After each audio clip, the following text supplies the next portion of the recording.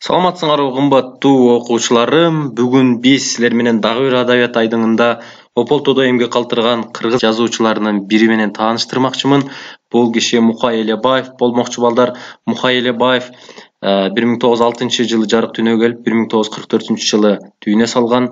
Бул киши мындай кыска жашаса дагы кыргыз адабиятына, маданиятына кошкон салымы Ополтодой. Эми бул кишинин өмүрү жолу чыгармачылыгынан азын-аулак кеп кыла кетели балдар. Элебаев 1906 жылы Түп районуна караштуу Чоң Таш айылында жарык дүйнөгө келген. Бул кишинин чу дегенде эле башынан татаал турмушу өтүп баштаган. Себеби балдар, бул киши 11 жашында эле энесинен ажырап, ошондон кийин көп узабай эле атасынан да ажырап калат. Эми өзүңөр билсеңер керек, бул кишинин атасынын агасы болгон, Элебес деген агасы болгон. Ошол агасынын колунда аз убакыт тургандан кийин байларга жалданып иштеп жан багып баштайт балдар. Алардын коюн кайтарат, чочкосун багат, пиязын отойт. Эми жалпысынан айтканда тапкан ташкандарын бөөктөрүнө берип, алардын боорун жерден көтөрүүгө көмөктөшкөн тың чыкма уулдардын катарында болгон. Эми 1916 жылда Үркүн бул кишинин дагы тагдырында чоң роль ойнойт. Анткени жанагы орус падышасынын кысымынан нааразы болгон эл менен бирге Кытай жерине качып барып, ал жерде да чекеси жылып, курсагы ашка тойгон эмес балдар. Омурткасы кателек болгон бул Мукай Элебаев болочок акын Кытайдын жанагы феодалдарынын ырайымсыз мамилесине дуушар болот. Бир сындырымданга жетпей өлбөстүн күнүн көрөт. Кыскасы, Мукай кабыргасы кайышкан азаптуу турмушту өз эли менен бирге тартып, оор күндөрдү башынан өткөргөн. Андан кийин ошол жерде Үркүндөн кийин калып кетпестен бул киши да мекенге кайткан. Өзүңөргө маалым болгондой, кийинчерээк кыргыз жеринде совет бийлиги орноп, падыша тактан кулаптыр деген кубанычтуу кабар жетет Кытай жериндеги кыргыздарга. Ошондо Мукай иниси Беккулу менен 2 жылдан кийин кинди кан тамган Ысык көлдүн бооруна келип, Мукай совет мамлекеттик камкордугуна бөлөнүп, 1921 жылы жаңы тартип окуусу деген окууга алынып, ошол жерде билимин улап окуп калат балдар. Андан кийин балдар, бул Элебаевдин эмгек жолуна кайрыла турган болсок, бул киши Каракол калаасында мектеп-интернатта, кийинчерээк Айыл чарба техникумунда окуйт. Аны аяктагандан кийин гезит журналдарда, басмада ар кандай жазуучулар союзунда эмгектенип да калат. Совет өкмөтү орногонго чейинки башынан өткөргөн оор турмуш, кыйынчылык күндөр тууралуу Мукай Элебаев Узак жол романында толук чагылдырып берген. Албетте биз силер менен Узак жол чыгармасында кийин өткөндө бул кишинин дагы өзүнүн турмуштук тажрыйбаларына, эмгектерине кайрылабыз албетте. Андан кийин балдар, окуу Мукайдын турмушуна чоң өзгөрүү киргизип, көзүн ачат. Себеби окуу баягы кыргызда айтылат эмеспи, билимдүүгө дүйнө жарык дегендей, бул киши дагы чоң өзгөрүүлөргө кириптер кылып көзүн ачкан. Бул билим болот албетте. Анан Мукай Москва, Ташкент өңдүү чоң шаарлардан билим алып, руханий дүйнөсүн байытууну көздөйт. Өзүнүн жана башка кыргыз жаштарынын билимге болгон ынтаасын жана максаттарын көздөгөн Заргам аттуу ырын Эркинтоо газетасына жарыяланып, алгачкы ыры болуп калган.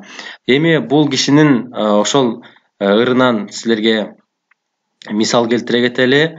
Москва, Ташкент ураанын жакшы деп элден угамын.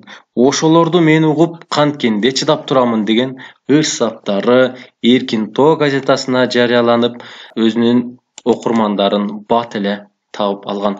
Дал ошол ырларынан кийин балдар, бул киши атактуулукка бат жеткен деп да айтсак болот. Анткени балдар, жанагы жогорудагы айткан ыры жарык көргөн замат эл арасында чагылгандай тез тарап, ооздон оозго өткөн балдар. Ошол ыры менен жакшы таанылган десек дагы болот. Айылдык мектепте окуткан жаштар аны ар бир сабын жатка айтышып, обонго салып, көчө жаңыртып ырдашканга чейин барышкан. Демек балдар, акын ушул алгачкы ыры менен эле жалпы кыргыз элине таанылып, өзүнүн адабият айдыңында орду толгус бир орунду ээлеген десек дагы болот.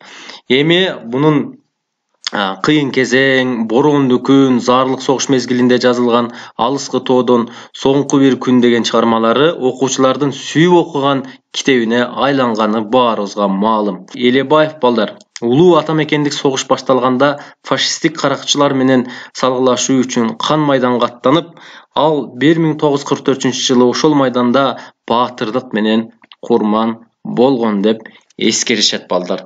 Эми балдар бул кишинин жашоосунда кандай бир өрнөктүү жерлерин силерге айтып бердим. Мукай Элебаев боюнча кыскача бүгүнкү сабак ушу менен соңуна келип жетет. Мен силерге үйүп тапшырма берейин балдар. Мукай Элебаевди дептериңерге адаттагыдай эле көчүрүп жазасыңар. Анан кийин керектүү жерлерин гана жазып алышты өзүңөр билесиңер балдар. Мукай Элебаевдин турмушунда балдар силерди ойлонткон 3 нерсе. Мен жогоруда атайын 3 нерсеге бөлүктөргө бөлүп жазып койдум. Ошо бөлүктөр боюнча силер дил баян катары жазып беришиңер керек. Мисалы, биринчиси бул татаал турмуш, экинчиси болсо үркүн, үчүнчүсү болсо мекенге кайтуу. Же болбосо үркүндүн ордуна эмгек жолу боюнча деле жазсаңар болот. Же болбосо атактуулукка карай жол деген бөлүмүн алып туруп, өзүңөр каалаган эле бөлүмүн 3 бөлүмүн алып туруп, ошол боюнча үчөөнү бириктирип бир дил баян жазасыңар балдар. Адаттагыдай эле 8ден кийин жиберме жок балдар, класс аты жөнүңөрдү сөзсүз түрдө жазып койгула.